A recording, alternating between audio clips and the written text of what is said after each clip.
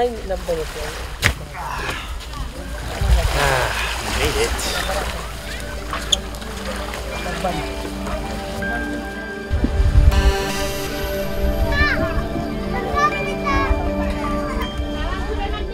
Pahingahan ang ibig sabihin ng panggungan sa wikang Badjao. Nasa 50 kilometro lang ang layo nito mula sa Semporna, Sabah. Mula sa dalampasigan, kitang-kita na nga ito.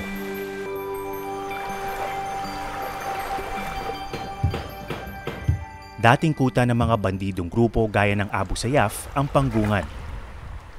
Bago makubkob ng militar noong 2017.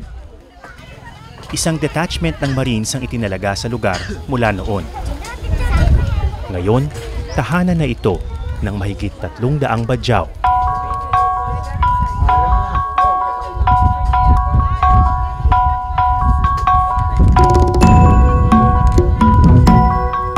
Dahil malayo sila sa mga health center, isang medical mission ang dinala namin sa isla. Assalamualaikum warahmatullahi ta'ala. Kami ni Dengari Chusitangkay, Public Health Nurses. Sa nakalipas na mga taon, naging mabilis ang paglaki ng populasyon sa panggungan. Ay, takisana ba mo?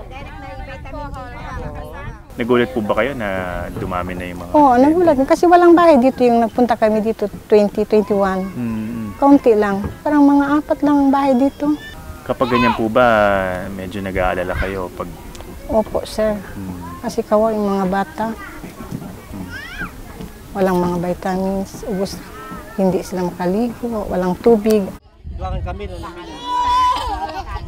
Duwakan kami. Ngayon tampano. Duwakan. Sinukat at tinimbang ng mga health worker ang mga bata. Ang kukalima.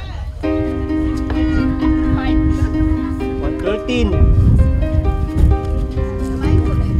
Sa 39 na bata sa isla, 2 sa bawat 5 ang lumalabas na malnourished at stunted o kulang sa timbang at laki. Madami po ba? Madami. Puro nutrition dito. Kasi minsan dito sila kulang yung mga pagkain. Sinuri ng midwife ang isang nanay na malapit na ang kabuanan.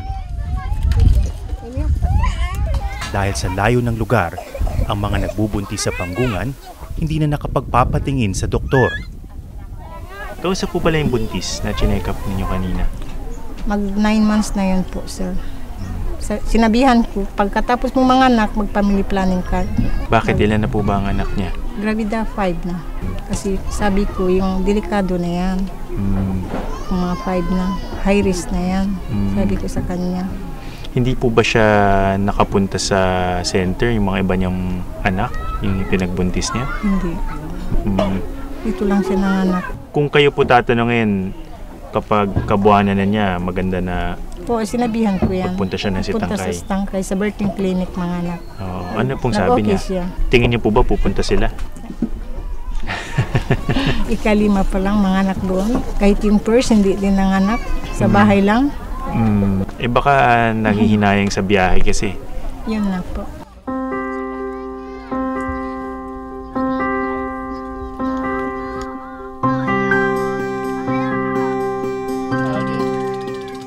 Posible kayo magtayo ng health center dito? Dapat dito mayroon yung assign dito, sir. Na dito yung talaga? Mga workers, so. Kaya lang kawawa naman yung mga assign Pero dito. malayo. Malayo talaga.